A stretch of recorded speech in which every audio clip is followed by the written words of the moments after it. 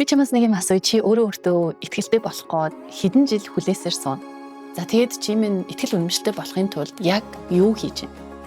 Тал нь хараад affirmation уншаад суугаад байна уу? Би чадна, би хийж чаддаг, би өөртөө итгэлтэй хүн гэх мэтчлэн айгуу тийм хүчилсэн байдлаар ингээд худлаа хэлээд байгаа юм шиг ингээд affirmation уншаад ингээд суугаад байна уу? Welcome, миний сувг тавтан барил. Би Монголын гэрт төрж өссөн жирийн нэгэн боловсралтай айлын охин. Сүүлийн 20 жил Хятад, Австрали гэсэн хоёр улсад амьдралаа тэг-зэгээс нь эхлүүлэн одоо Sunshine Coast-д мөрөөдлийнхаа амьдралаар амьдарч байгаа. Сүүлийн 6 жил коучхийн дэлхийн 17 улсад амьдарч буй 1000 гаруй монголчуудаа манифестийн нууцыг системтэйгээр заасан. Тиймээс өөрийнхөө суугаар зөвхөн бодит эерэг мэдээллийг хуваалцах зорилготой. Enjoy!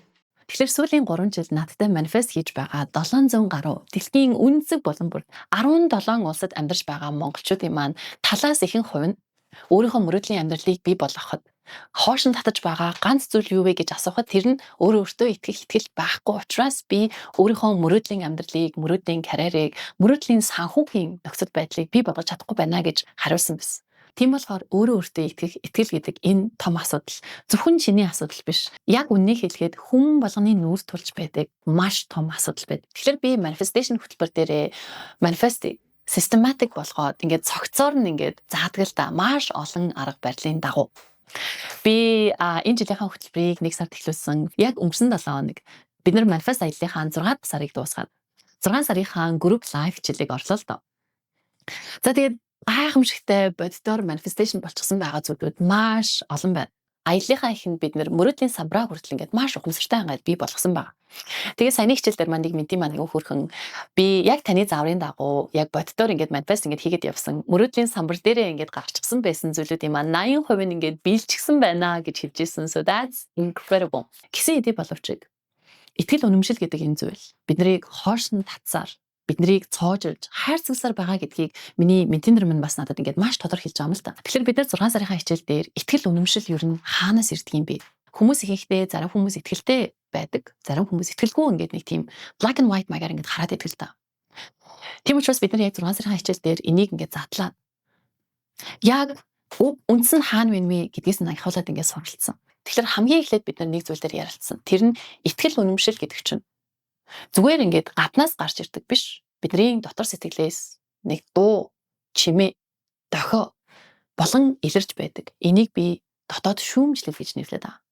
Тэгэхээр би ментинраас ингээд асуусан л та. Чамд ямар дотоод шүүмжлүүд байна? Энэ дотоод шүүмжлүүд чамд яг юу гэж хэлээд байна гэдэг би асуултыг ментинаас асуусан. Manifest хөтөлбөрт маань 400 гаруй дэлхийн монголчууд ингээд сууж байгаа. Тэд нар маань маш олноороо энд хариулсныг би танарт ингээд жишээ олгоод өгье л та. Мөнгө цэцэг маань чи залхуу штэ, чи ямар нэг юмыг сайн хийж чаддаггүй. Болор маань чи хангалттай сайн биш учраас хүссэн амжилтандаа хүрч чадахгүй. Чи хангалттай ухаантай хүн биш.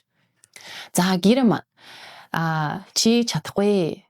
Чи маш бүтлгүй штэ. Чи хизээ юм болцсон юм бэ гэдэг шүүмжлэлүүд сонсогдож байдаг гэж байна. За цэрэг хүн маань бүтлгүйтгэл яах юм бэ? Би алдаа гаргалаа гэд надад хэн тусалж дэмжих юм бэ? Надад туслах дэмжих олон хүн байхгүй шүү дээ. За энэ дотоод дуу хоолой чинь маш хүчтэйгээр өдрийн магадгүй мөч болгоно, секунд болгоно бидний ингээд толгойд ингээд бодол болж орж ирж байгаа юм л та. Тэгэхээр хамгийн сонирхолтой асуулт нь энэ дотоод шүүмж хаанаас гарч ирсэн бэ? Хаанаас улдаатай вэ? Бид нар бүгдээрээ энэ хорвоод ирэхдээ яг ийм өөрийн гэсэн дотор шүүмжтэй ингээд төрсөн юм. За тэгээд би manifestation хөтөлбөр дээр бидний мэдрэлийн систем, бодлын хүч гэдэг энэ зүйлүүд чинь хаанаас улбаатай юм бэ? Даалт ухамсар гэж яг юу юм бэ гэдгийг бид нар хамгийн үндсэн өртөгөөрөө ингээд суралцчихсан байсан. Тийм болохоор нөгөө 6 сарын хичээлд орж ирсэн ментор маань өөрийнхөө бодол ямар хүчтэй вэ? Бодол ямар их худал хэлдэг вэ гэдгийг бүгдээрээ сайн мэдэж байгаа. Тийм болохоор бүгдээрээ ингээд сайхан тайван сууж байгаа. Энэ дотор шүүмж хаанаас улдаатай вэ гэдэг тал дээр ингээд ярилцсан. Тэгээд ингээд ярилцсангууд бас ингээд маш сонирхолтой мэд гарч ирж байгаа. Би танарт ингээд бас ингээд жишээ олгоод уншиж өгье заяа. За золоо маань хэлсэн байсан бэлтгэл ангид байхад ээж маань чи даалгавраа сайн хийж чадахгүй байна гэд миний өмнөөс хийгээд өчтдөг байсан. Тэр нь ингээд маш төс төгөлдөр ингээд болдог. Тэрнээс хойш би ямар нэг юм хийж чаддгүй байна гэдэг итгэл үнэмшлийг би тэгээд ирсэн гэсэн ба. За болроо маань аав нь буруу хийж ийна, болгоомжтой байл та гэж байн хэлдэг байснараа ямар нэгэн зүйлийг би буруу хийчихнэ. Би заавал болгоомжтой байхгүй болохгүй. Би ингээд шинэ юм хийхийг зорих хэрэггүй гэдэг юм итгэл үнэмшил бодол санаа ингээд суудсан байгаа. За шүрээ маань дууга бай, чимээгүй бай, томоотой бай гэж аав ээж нь гэж байнга хэлдэг байсан. Энэ нь эргүүлээ тэр хүнийг өөрийгөө илэрхийлдэггүй, маш дотогшоо. Би буруу юм хэлждэг, буруу юм хийждэг гэдэг юм бодолтой болгоод ингээд өсгөжчихсэн байгаа юм л да. Тэгэхээр та нар анзаарч байна уу? Биднийг итгэл үнэмшилгүй болгоод байгаа энэ дотор дуу хоолой чинь яг үнэндээ биднийх биш. Биднийг өсгөж хүмүүжүүлсэн аав ээж, ахан дүүс, эргэн тойрны орчингоос маань ингээд ирсэн байгаа юм л да. Гэтэ бид нар аав ээжигээ ахан дүүсээ биднийг итгэлгүй болгочлоо гэж буруутгана гэсэн үг юусэн биш. Боддоор аав ээж маань яагаад ингэж хийж байна гэдээ ингээд бодох юм бол тэрний цаана бидэрт хайртай. Биднийг алдаа гаргахгүй. Тэ биднийг буруу хийчихүү гэж бодсондоо хайрынх нь илэрлэл нь уг нь бол биднэрт ингэж илэрсэн байгаа юм л да. Гэтэл бид нар энийг хүлээж авахдаа өөр дээрээ маш гүн гүнзгий тусгаад би чаддгүй юм байна. Би бүтлгүй юм байна. Би шинэ юм хийх эрхгүй юм байна гэдэг зөвшөөрөлгүй болоход өөрийгөө ингэж хайрцагцсан байгаагаар ухамсарлахгүй яваад байна. Энэ бодол нь бидний толгойд өдөр болгон гарч ирж байгаа шүү дээ. Өдөр болгон гарч ирж байгаа энэ бодол нь энэ одоо дотоод шүүмж нь маш чангаар дахин давтамжтай гарч ирсээр хагаад яг бидний нэгийнхэн хэсэг юм шиг болгоод биднэрт ингээд өмшүүлчихсэн байна. Тэгэхээр дараагийнх нь том асуулт нь бид нар энэ дотор шүүмжтэйгээ яаж ажиллах ёстой юм бэ?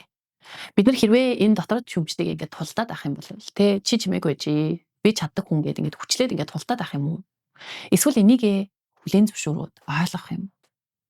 Бид нар ингээд дотор шүүмжтэйгээ тулдаад авах юм бол ямар нэгэн хүчилсэн зүйл улам илүү хүчтэйгээр буцаж биднэрт ирчээд. Тийм учраас бид нар маш зөөлөн байдлаар хамгийн эхлээд миний итгэл үнэмшил гэдэг зүйл чинь минийх биш. Бусдаас ирсэн бодол, бусдын нөлөөллөөс болоод үүсчихсэн юм биш үү гэдгийг хамгийн эхлээд бүрэн ухамсарлаж ойлгоод хүлээн зөвшөөрөөд уучлаад ингээд явуулах. Би 6 сарын хичээл дээр минтинераасаа бас нэг сонирхолтой юм асуусан. За одоо бүгдээрээ дотор шүүмж ингээд байж идэх юм байж. Угаасаа байсарч байх болно. За одоо бүгдээрээ ингээд ботъё. Чи ямар нэг юм хийж чаддгүй байсан үе ботъё. Тэгээд дотор нь чинь маш их шүүмж байсан. Чи чадахгүй дээ гэж чиний бодож байсан ч гэсэндээ чи ингээд хийгээд үзээд чадчихсан тэр амьдралын нэг тийм нотлохой баримтын талаар бүгдээр ингээд бодоод үзье гэдэг хамтдаа ингэж бодож үзсэн. За тэнгүүл минтинер маань дахиад маш сонирхолтой зүйлтэй хийж байгаа. Одоо шүрээ маань сүүлийн 3 сар өөрийнхөө пэйжийг нээгээд рил хийж эхлэж сураад сайжраад явж байгаа. 3 сарын өмнө үүнийг би огт чаддаггүй байсан. Одоо гарт орж эхэлж байна. Үүнийгээ бизнес болгох гээд байж байна гэд. Энэ хардаа 3 сарын өмнө шүрээ маань контент креашн хийж юусэн мэдэхгүй. Рекординг хийж мэдэхгүй. Рекординг хийснийгаа эдитлснийгаа постлна гэдэг чинь агуу их нүсэр их хөдөлмөр явчихдаг шүү дээ. Дээрээс нь зөвхөн энийг хийх биш. Энийг ингээд постлоод оруулна гэдэг бусад хүмүүс намайг юу гэж хэлэх болоо гэдэг нөгөө гадны шүүмжээс айх бас нэг айдас байгаа. Энэ айдас хүмүүсийг маш ихээр барьж үйлдэл хийхгүй ингээд цоожлоод байна. Гэтэл шүрээ маань 3 сарын дотор огт хийж чаддгүй зүйлээ ингээд хийцэн байгаа дээ шүү дээ. За энэ юу юм бэ? Өөртөө нотлох баримт. Би ямар нэг юмыг хийгээд үзвэл анхандаа хийхдээ муу хийн. Гэхдээ энэ нь ааж мажмаар сайжирнаа. Энэ нь сайжирсаар хагаад эргүүлээд би рил хийж чадахгүй, би контент креатор биш ээ гэдэг тэр итгэлгүй байдлыг нь чадвар гэдэг зүйл дээрээ тулгуурлаад компетенс болгоод эргүүлээд нөгөө confidence буюу итгэл үнэмшил гэдэг зүйлийг чинь ингээ бий болгож байгаа юм л та. За, их дэлгэр маань бас хэлсэн байсан. Япончуудтай мөр зэрэгцэн ганц гадаад хүн мөртлөө ажлаад ажгүй хийдэг болсон. Машинч барьж чаддаг болсон гэж байгаа. Бид нар Япон хэлтэй төрөөгүй шүү дээ. Бид нар Япон өсөөгүй учраас Япон хэл гэдэг энэ хэлийг би ч гэсэндээ англи хэлийг, хятад хэлийг, одоо испани хэлийг том хүн болсныхоо дараа ингээд сурч байгаа шүү дээ. Ингээд хичээл зүтгэл гараад сурч байгаа.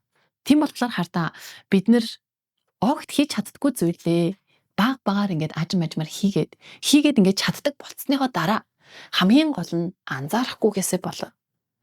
Энийг үл тоомсорлсноос болоод өнөөхөл өдөр болгон гарч ирж байгаа нөгөө дотоод шүүмж гэдэг зүйлдээ өөрийнхөө амьдралын ингээд жолоог өгөөд би чадахгүй, би бүтлэхгүй гэдэг энэ худлаа бодол хайрцаглагтаад амьдраад байгаа маа. За энийг бол би ингээд зүгээр ингээд номнош уншаад сурсан юм ерөөсөө биш. Миний амьдрал тэр чигээрээ итгэл үнэмшил байхгүй эхлэлээс итгэл үнэмшилтэй болох тэр одоо ингэж замнал ингэ байгаа юм л та. Тэг маш олон жишээ танартай ярьж болж байна. Гэтэ би ингээд магадгүй ингээд миний community дотор тэ миний контентыг үздэг гадаадад ингээд өөрийнхөө карьерийг босгоё гэд ингээд явж байгаа хүмүүс магадгүй энэ жишээ айгу тийм тодор тусах. Би Австрал ингээд ирэхдээ урд нь дипломатын хүрээлэлд ажиллаж байсан. Тэрнээс өмнө одоо консалтингийн газар богино хугацаанд ажиллаж исэн. За хөтөч хийж исэн. Тэгээд Америк ресторан зөөгч хийж исэн. Яг л ийм л чадвартай ингээд ирсэн баг. За тэгээд би 2 дахь магистра олон улсын санхүү нягтлан бодох гэдэг огт өөр мэрэгчлэр хамгаалаад би оюутан байхдаа Дикэн их сургуулийн internship гэдэг програмаар дамжуулаад хамгийн анхны одоо санхүүгийн тоо баримт дээр ажиллаж эхэлж байсан. Excel-ийг дэ урд нь ингээд нэг айгуу тийм basic зүйлүүд дээр хэрэгэлдэг байсан ч гэсэндээ яг энэ ажил дээр би Excel-ийг маш advanced level дээр хэрэглэж эхлэх тэр одоо яг нэг эхлэн хийжсэн л та. За эхэндээ амар байсан уу? Амар байсан манайхаа. Үнэхээр аимшигтай байсан. Тэр олон тоон дотроос би алдаа гаргачих үү гээд аагаад ингээд чичрээд ингээд хүс гараад тий. Үнэхээр хэцүү байсан. Гисэн хэдий боловч би 3 сарын дараа тэр нөгөө internship-д дуусгахдаа Excel дээр маш олон форматыг хэрэглээд reconciliation гэдэг зүйлүүдийг маш олон таабу дотор ингээд хийгээд чаддаг болсон байсан. 3 сарын дотор манайх.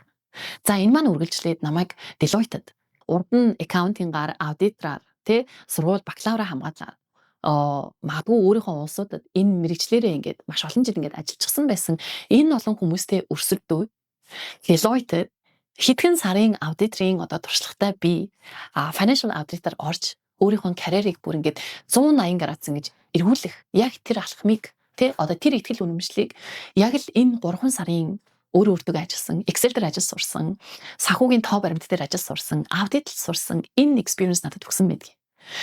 Тийм болохоор хэрвээ тэр үед би өөрийгөө хайрцаглаад цоожлоод нөгөө ихтгэлгүй байдалтай ингээд тэ ингээд багцагдаад ингээд байсан бол би хизээч Deloitte, PwC гэсэн энэ гайхамшигтай карьерийг бий болгохгүй байсан манайхаа. Хэрвээ би тэр карьерийг эхлүүлээг байсан бол би дахиад тэр карьер дээрээс ингээд суралцсан зүйлүүдээ тэ энэ дэлхийн монголчуудад ингээд заагаа сууж авах global coach бас болохгүй л байсан.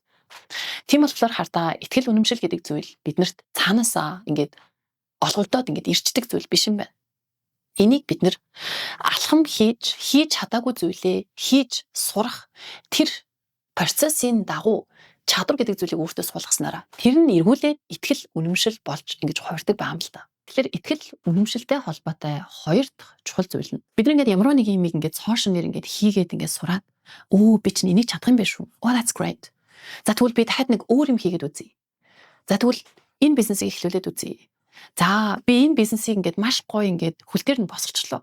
Магадгүй өөр салбарт өөрийгөө сориод үзье. Өөр бизнес хийгээд үзье.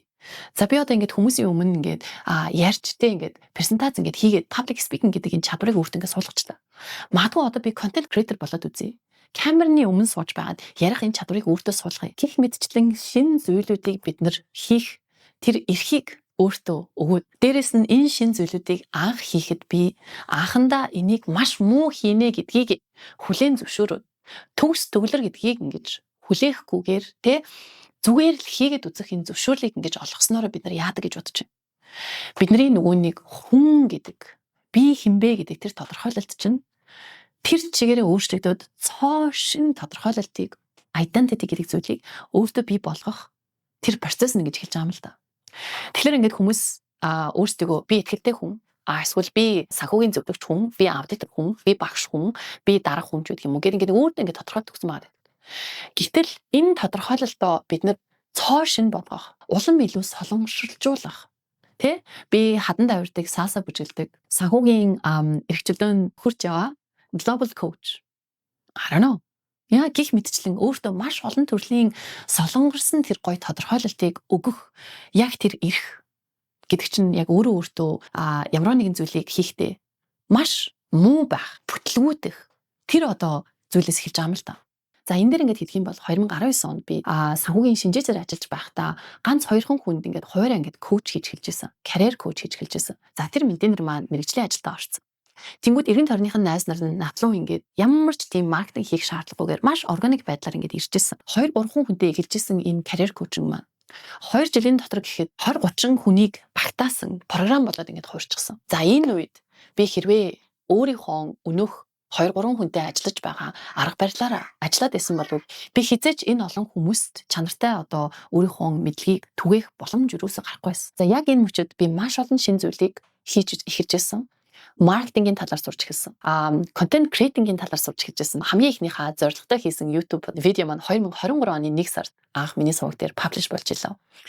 За ютубер болж штэ, контент креатор болж байна. За контент ингээд креат хийхэд чинь надад ингээд баг гэж юусэн байхгүй. Би өөрөө камера аваад, камерынхаа урд өөрөө сууж агаад видеого бичээд, бичсэн видеого би өөрөө эдитлсэн видеого би өөрөө ингээд thumbnail-ийг дизайн хийгээд, дизайнер болоод тэрийгээ ингээд social media дээр тавиад. За тавьсныхаа дараа бусад хүмүүст хүрэхин тулд нөгөө маркетинг гэдэг зүйлийг өөрөө хийж байгаа. Тэнгүүд чинь энэ процесс надад маш олон шин зүйлийг хийх тэр шаардлага гэдэг зүйлийг өгсөн, боломжийг олгосон. За гэтэл хардаа надад сонголт байгаа шүү дээ. Би өөрөө хийхгүй байж болно. Би заавал контент хийх шаардлага байгаагүй. Коуч хүн заавал контент хийх шаардлага ерөөсөй байхгүй шүү дээ. Би өөрийнхөө юм коучлууд ингээд сууж аж болно. За би маркетинга магадгүй өөр нэгэн хүн даатгаад бас өгч болно. Өөрөө хийхгүй. За би өөрийнхөө thumbnail design эсвэл програм дээр ингээд зааж байгаа өөрийнхөө контентуудын тэ ингээд дизайнерыг нь би Canva дээр өөрөө гаргахгүй бас ямар нэгэн хүнээр ингээд гаргуулчих болно шүү дээ. Энэ сонголт нь бол бүрэн байгаа. Гэтэл би бүгдийг нь хамгийн эхлээд өөрөө гар бирчлэн ингэж хийж эхлэх, тэгэд фейлдэх, бүтлгүүтэх, чанаргүй зүйлүүдийг хийх, видеого биччихээд эргүүлээд харсан чинь аудио байхгүй байх. Энэ болгоныг би өөртөө ингэж бүтлгүүтэх энэ нөхцөл байдлыг хамгийн гол нь зөвшөөрлийг би өөртөө өгснөөрөө яг үнэндээ би маркетингийн хүмүүстэй ажиллах гад маркетингийн магистр хамгаалсан ямар нэгэн байгууллагад маркетингаар ажиллаж байгаа ч гэдэг юм уу те. Ер нь маркетингийн ингээд би мэдлэгтэй гэдэг хүмүүстэй ингээд ярихад миний маркетингийн мэдлэг яг цаг үетэйгээ дүүцэж байгаа. AI ашиглаж байгаа. Маркетингийн стратеги гаргаж байгаа. Алсын хараатай байгаа гэх мэтчлэн энийг ингээд харьцуулах юм бол яг үнэндээ би маш олон хүмүүсээс хамаагүй илүү маркетингийн талаар мэддэг болсон байгаа. Чаддаг болсон байгаа. За энэ нь юу вэ? Энэ тэр чигээрээ миний түрүүний хэлээд байгаа.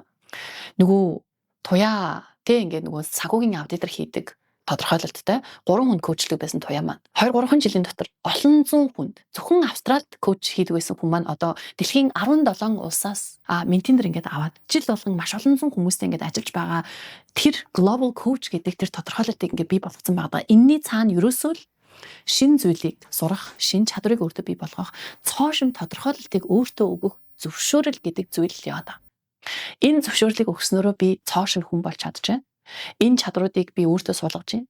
Чадрууд нь өөрт маань сууснараа би чадж байна гэдгийг нотлон харсныхаа дараа итгэл үнэмшилгүй болох гээд байгаа нөгөө нэг дотоод дуу хоолой шүүмж гэдэг зүйлээ намдааж байна. За чи наанаа сууж. Let me just do it гэх мэтчлээ. За тэгэхээр ингээд боддоор өөртөө итгэлтэй. Ямар ч зүйлээс айдаггүй хүснээрээ амьдрал. Хүссэн цалингаа асууж чаддаг. Хүссэн албан тушаалтаа очих тэр зөвшөөрлийг бусдаас асуухгүйгээр өөрөө бий болгож байд. Боломжийг өөрөө хараад тэр боломжн дээрээ ингээд алхам хийгээд тэрийг ингээд бодит болгож байд. Мөрөөдлөө зөвхөн самбар дээр ингээд бичээд биш. Тэ бодитоор ингээд амьдрал дээр ингээд хараад вау эн чинь миний худалдаж авсан байшин.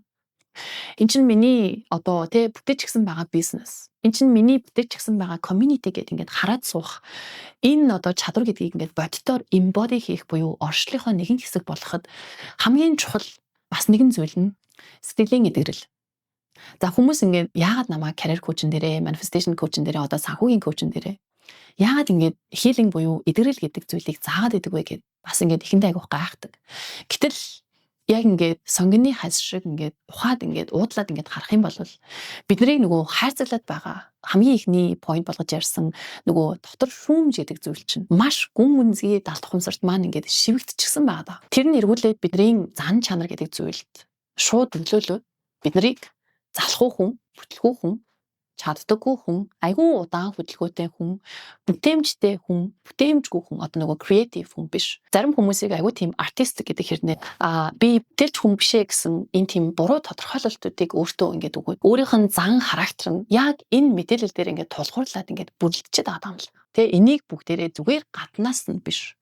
Үндэс угаас нь ингэж засаж, залруулж эрхчлөлтөө ингэж болгоход сэтгэлийн эдгэрэл гэдэг зүйл хамгийн хэрэгтэй. Энэ нөгөө бидний ингээд хайрцаглаад байгаа энэ зүйлүүд чинь тэр чигээрээ тодорхой хэмжээний жижиг том травманууд яваад байгаа юм л та. Одоо түрүү хэлсэн шүү дээ ментор маань.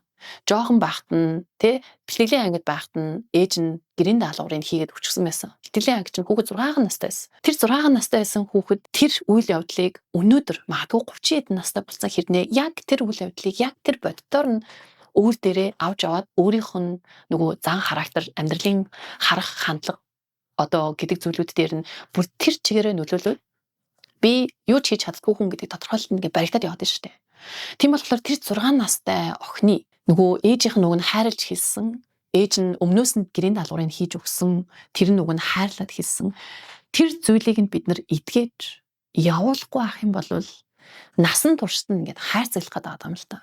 Тийм ч учраас би өөрийнхөө хөтөлбөр болгон дээрээ manifestation програм дээр бид нар 3 дахь хүртэн дээрээ эдгэрэл буюу уучлах урлаг гэдэг ингээд үзэж байгаа. Маш ингээд уг үнсээс нь ахуулаад ингээд боддоор ингээд уучлана. Гэхдээ уучлал гэдэг чинь зүгээр оюун санаагаараа хийдэг зүйл ерөөсөө биш. Би өөрөө нөгөө 17 жил йог бяцлаглаар хичээлж ирж байгаа хүний хувьд energy healing буюу энергийн healing, энергийн эдгэрэл гэдэг зүйлийг би соматик бяцлал болгоод ингээд заадаг л та. За энд бол үр дүн бол үнэхээр гайхамшигтай маш олон үр дүнгууд байгаа. Би тэгээд өөр нэг видеог ингээд тусгаалan бичээд ментинер маань яг юунаас эдгэрвэ гэдээ магадгүй ингээд тусгаалan ингээд видео болгоод гаргасан дээр баг. Тийм болохоор хэрвээ чи минь өөрөө итгэлтэй болохыг хүсэж байгаа бол энэ 3 зүйлийг бүр үнэхээр боддоор мантра болгоод өдөр тутмынхаа амьдрал дээр хийх нэ. Хамгийн эхлээд яах вэ? Дотор шүүмж гэдэг зүйл чинь байж л байдаг, байсаар л байх болно. Гэхдээ энэ чиний толгоноос чиний сэтгэлээс урдсан зүйл биш. Энэ гадны нөлөөллөөс орж ирсэн зүйл гэдгийг ухамсарлаад энийг хажууд чинь тавьж байгаад хийхийг хүсэж байгаа зүйлээ зүгээр хийгээд үзэж хийсэн тэр алхамч нь эргүүлээд чамд чадвар гэдэг зүйлийг бий болгоно. За хоёрдугаарт нь чи нэг чадварыг хийгээд чадчихлаа гэдэг нотлог баримтыг өөр дээр бий болгосныхоо дараа үргэлжлүүлэн өөрийгөө маш олон зөвлөө ингэж хөдөлгөж маш олон зүйлийг хийж фейлдэж бүтлгүүтэж ингэж яалж давж ингэж явах тэр процесс чинь эргүүлээд чамайг цоошин хүн болгоно, цоошин тодорхойлолтыг бий болгоно. За тэгээд хардаа нөгөө амжилтуудыг ингээд гаднаас нь харах юм бол карьерийн амжилт, санхүүгийн амжилт ч гэх юм уу хөрөнгө мөнгөний амжилт гэдэг ингээд харъя л да. Энэ болгон чинь үнэндээ явж чиний хин бэ гэдэг тэр тодорхойлолт хэл хязгааргүй сэтгэд ядаж байгаа тэр одоо айцгүй тэр оршил гэдэг зүйлээс чинь бий болоод байгаа юм л та. Тийм учраас чи нөгөө skill гэдэг чадвар гэдэг зүйл compounding болтгоо бас ингэж үржигддэгэ гэдгийг өөртөө ингэж өгөх тэр зөвшөөрлийг өгөх. Хамгийн гол нь энэ зөвшөөрлийг өгөхдөө би эхний магадгүй 3-6 сар нь энийг хийх гэж маш их хичээнэ. Бүдрэн унана бүтлгүүтнэ. Гэхдээ би тууштай байдлаар үргэлжлүүлж хийсээр байгаад энэ нь надад чадвар болоод ирнэ гэд. За тэрний дараа чи минь чамайг ингээд бариад байгаа. Хайрцаглаад байгаа тэр зүйлүүд дээрээ бид нар үнэхээр эдгэрэл гэдэг зүйлийг боддоор бас маш зөөлөн байдлаар зөв байдлаар эдгэрлээ бий болгох. За энэ бол ерөөсөө тэр чигээрээ миний manifestation, career болон өөрийнхөө санхүүгийн хөгжлөө гэсэн энэ бүрүүд дээрээ зааж байгаа inward turn гэдэг энэ арга барил байгаа юм л та. Яг миний өөрийнхөө багнуурын гэр хороололд өссөн туяа Бээжинд $100,000 очоод дипломатын хүрээлэл Ирландын элчин, Шинэ Зеландын элчин, Австралийн элчин гэсэн энэ гоё газруудад 9 жил ажиллаж өөрийнхөө карьерийг төсөөлөшгүй тэр гайхамшигтай өндөрлөгт босгож чадсан. Энийний цаана ерөөсөө л миний энэ яриад байгаа энэ 3 зүйл. Тэрнээс хинч надад за чи мэ Ирландын элчинд ор, за чи мэ Шинэ Зеландын элчинд ажил, за чи мэ Австралийн элчин сайд яамна гэд ажиллаа гэд хинч надад ингэж гартуулж өгөөг. Энэ болгоны цаана түрүүний миний хэлсэн энэ inward turn буюу энэ systematic өөртөө ажилласан итгэл үнэмштэй өөртөө нотлож харуулсан энэ алхмууд яваад байгаа юм л та. Тэгэхээр хардаа чи минь жилээс жил би итгэлгүй хүн, би итгэл үнэмшил эрхийг хүлээж ийна гэд ингээд суугаад авах юм бол чиний амьдралын хамгийн үнэтэй зүйл болох цаг хугацаа гэдэг зүйл чинь урсаад алгуулж, залуунаас гэдэг зүйл чинь урсаад алгуулж. Тийм болохоор чи минь өөр дээрээ боддоор ажиллаж, ухамсарлаж, уучлж өөрийгөө эрхчлөөтэй болгохыг хүсэх юм бол миний дэлхийгээд нэг тарчсан байгаа community-тай нэгдээд manifest аялалд маань хамт гараарай. Manifestation аяллаа маань дараа жилийн бүртгэл нэгдчихсэн байгаа. Чи миний энэ видеоны тайлбарт байгаа линкээр ороод өөрийнхөө имэйл болон нэрийг бичээд миний manifest аяллаа дараа жилийн бүртгэлд эртлэн хамрагдаарай. Би та нартаа имэйлээр бусад мэдээллүүдийг явуулах болно. Тэгэхээр чи миний итгэл үнэмшил гэдгийг хүлээ суухгүйгээр миний сая чам заасан энэ 3 алхмыг хийж байгаад өөртөө нотлог харуулаарай гэж би чамаас хүсмээр байна. Хэрвээ энэ видео чамд нэгийг ойлгуулж амьдралаа ингээд боддоор өөрчлөхөд нөлөө үзүүлсэн бол чи минь өөрийнхөө сэтгэлийг комент болгоод хуваагаарай. За тэгээд магадгүй өөртөө итгэхгүй байгаа тэр найздаа энэ видеог шеэрлээрэй. Бүгдээрээ дараагийнхаа видеогоор уулзцгаая.